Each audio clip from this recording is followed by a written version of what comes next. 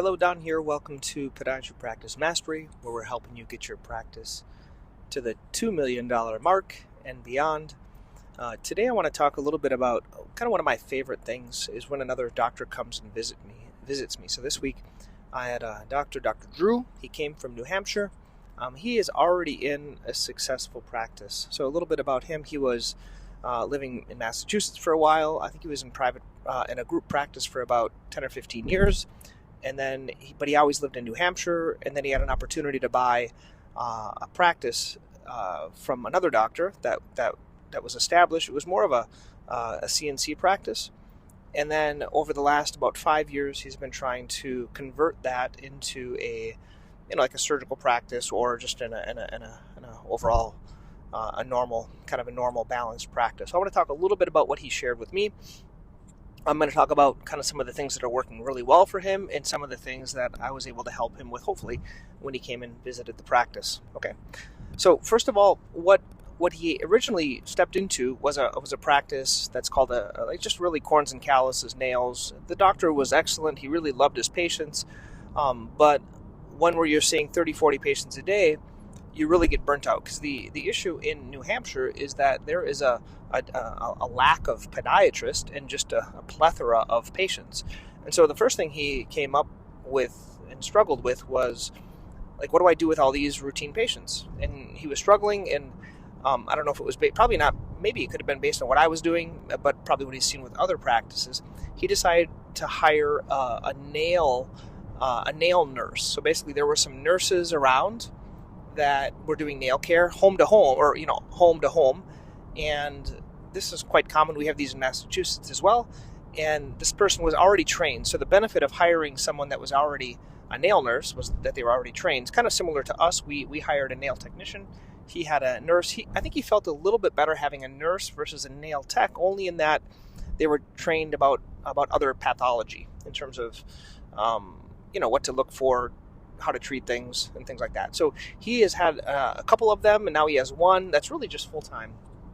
He mentioned to me, I think he pays them about $40 an hour, but really they just have a full patient load. I think they're seeing patients every 20 minutes, and he has one office with 6 treatment rooms, so they're probably running a couple of rooms, and then he is seeing patients in the other rooms. Okay, so what he does probably for new patients is he sees the first time, does like the office visit, maybe does the nail care, or maybe even just introduces the nurse, and then the nurse does all the follow-up nail care.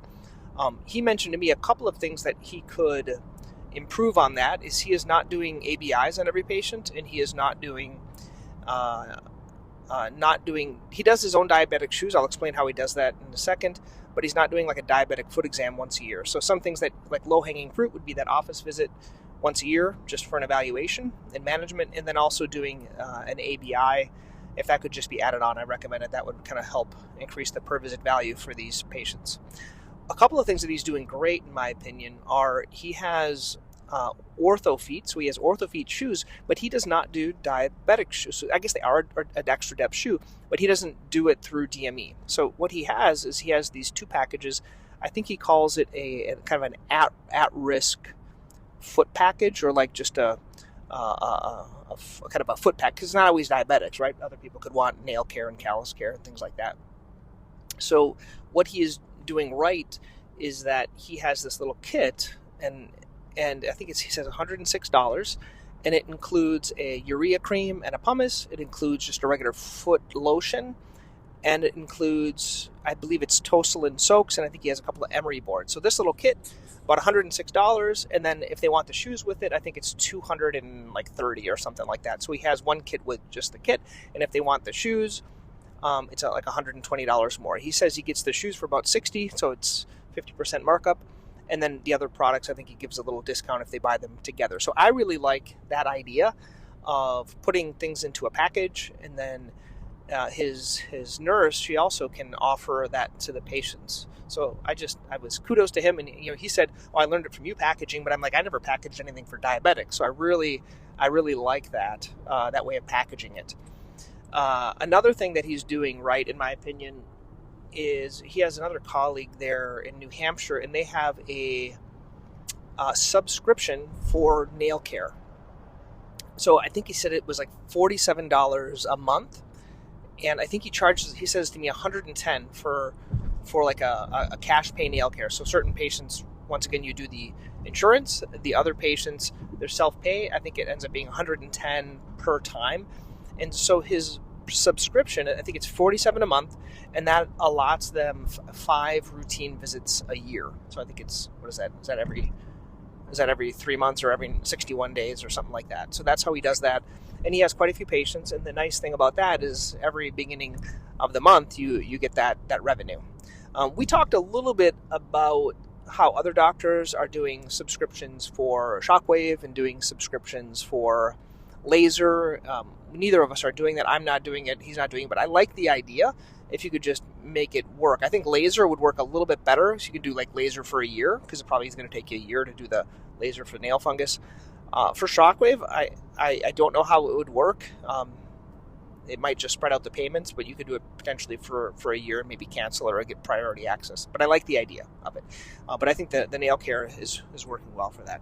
So based on that, so I always like to say, okay, what's working and what are other, like what I could do. What I could do with that is I could make something like just an at-risk foot package. So I'm thinking about doing a treatment sheet for at-risk foot care, and then kind of put on there, okay, you check off the box. Okay, you have dry feet, so then you're going to do the lotion. You have some calluses, so you're going to do the urea cream with the pumice, and then then with the dry feet as well, you could add in the Tosolin soaks, and then just the emery boards for caring for your nails instead of trimming them. So I like that idea, putting it on a simple treatment sheet and check it off, and then the patients can pick it up at the front. I think the treatment sheets could help. Another thing you could add to the treatment sheet would be just some more education about how to use it, and educating about the value of it. I feel just like I'm pretty explicit of how patients use things for my nail fungus, and also the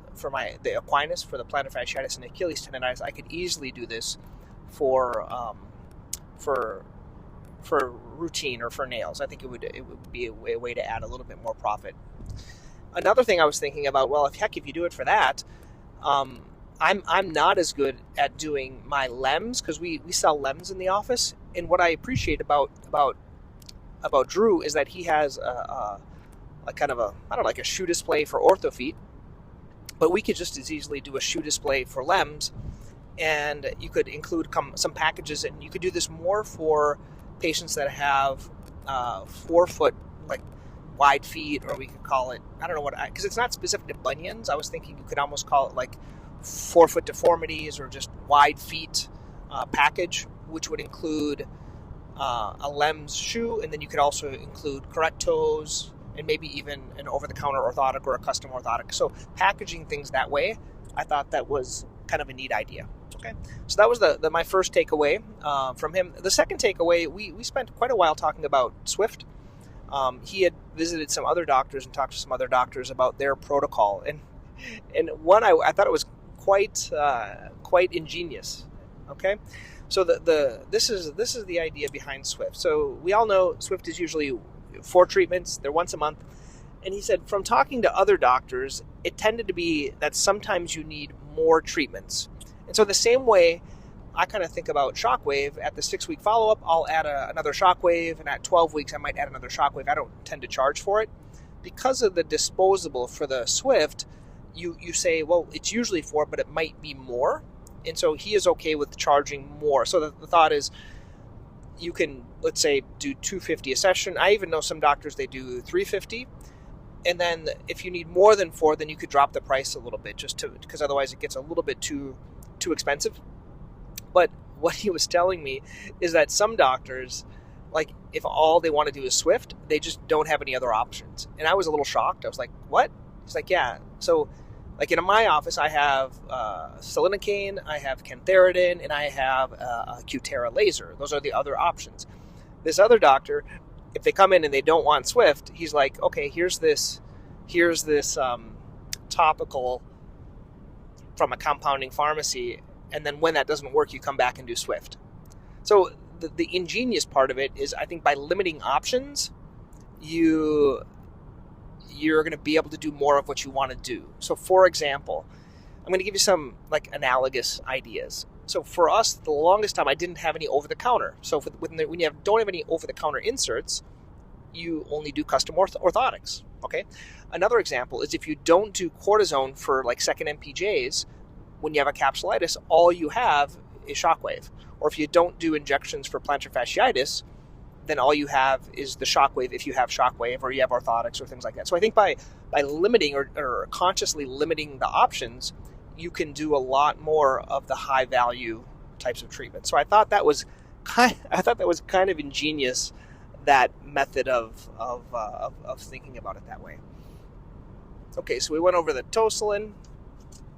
We went over his self-pay podiatry care is $47, and he does have some payment plans. This is something that we really haven't taken advantage of in ModMed yet, but there is a way that you can set people up for payment plans in ModMed. We tend to use Care Credit, but like some of these packages are pretty expensive for patients, and they want to have a payment plan, so you can spread it out over a period of time. The challenge that Drew told me is, he said, ModMed, the way it works is the patients can go in and cancel those auto payments, and so that kind of takes the point away, but it's an option. So and he says once a month he has to go in there and just make sure all the auto payments are still on. Another thing that I really appreciated that he did is I said, okay, Drew, what I do here is we did a matrixectomy and the patient gets the kit, and he's like, well, Don, why don't you just offer the kit to everyone? And I'm like, that makes sense. Because what he said is they gotta cover it with something. So if they don't have it, they might as well get the kit. And I want to be clear, I was not doing that, and I felt a little ashamed. I remember one doctor I visited a while back. He was in Connecticut, and what he had like the post-op kit, which is the Amerigel one, and then he had another one with like a gentamicin and some Band-Aids and stuff like that, so it was a little bit less expensive. But I really liked his idea. He said, Don, they're going to need it anyway. You might as well offer it if they want it. If not, they can do the soaking that you offer anyway, so just give them the two options. And a lot of patients, for the convenience, they're going to do the kit. So I think that is something I am going to start implementing based on his visit, and also putting together like a diabetic kit for everyone. Okay. And then the last thing I just want to share with you is why he came. So why he came was he was struggling a little bit with Shockwave. Another thing I appreciate about his practice, he doesn't do the Shockwave. He had a medical assistant doing all the Shockwave, but he wasn't seeing the improvement. So he was doing the 6 sessions. He had radial and focused, the Stort systems, and he was doing about the same treatments the way I was doing it because he was watching me do it.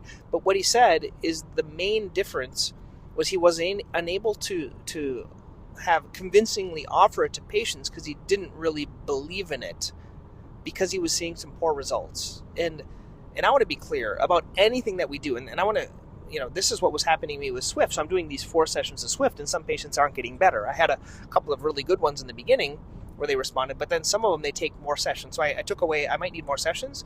I think a lot of it, both with Swift and with Shockwave, is setting patients' expectations. And I frequently get calls, not frequently, but like last week I got a call from a patient that had just finished 3 sessions of Shockwave. They just finished and they're not feeling better. And they're like, hey, I should be feeling better. Can I come see you as a second opinion? And I said, well, how many did you do? 3. How much time? Like a week. And I'm like, we have to wait 6 weeks, and you might need more treatments. And so I think with Shockwave, the main takeaway for him, and I think the main nuance, was after 6 sessions, you see them back in 6 weeks. And I tell patients, I lower the bar. I say, you're probably going to be 50 to 60% better. And I think he was saying that you're going to be about 80%, and it's not always the case. And then he wasn't offering a touch-up session for free. So I tend to do at the follow-up, if they need another Shockwave session, I'm not charging them because they've already paid for 6. And then I'm doing it as needed. And just so you know, a lot of times for those ones, to make it quicker, I'm not doing radial. I'm just doing the broad-focused or the focused one. Okay? But that one, and then I give them another 12 weeks. I'll see them back in 12 weeks. So I think a lot of it is expectations for patients of what they should expect and how quickly the pain will come down. And I find at the 6th week, they're starting to get better. They should be 50 to 60%, but then over the next 12 weeks, it'll continue to improve. So I think just the takeaway for him was that he just needs to set the expectations a little bit better. And same thing I think you could say with Swift or any of the other things that we're doing. That's the way you can build up your confidence. And I think based on that, then you could offer it for more conditions. Like a few conditions he wasn't offering it for was for like midfoot arthritis, wasn't offering other tendinopathies, wasn't offering it for other types of joint issues. And the other thing, he said he might take it back temporarily until he can build his confidence. And I think that's a smart thing. So if you're doing Shockwave, or if you've handed it off and you're not seeing the results, you may have to take it back for a little bit of time so you can get your confidence up, and maybe even have that person that's doing it for him shadow more so they can be more confident in doing the treatments. Okay? Anyway, hope this was beneficial. This was the visit to my office. Once again, if you are interested in coming to visit my office, I'd love to have you. I always learn things from you, and hopefully they learn things from me. And if you want to reach out to me at Don at Podiatry Practice Mastery, I'd love to have you come to Massachusetts and spent a half day. So come for a half day, come for a whole day, whatever you'd like. If you want to bring me something, don't bring food, just bring a coffee, like Starbucks. Okay, talk to you guys soon.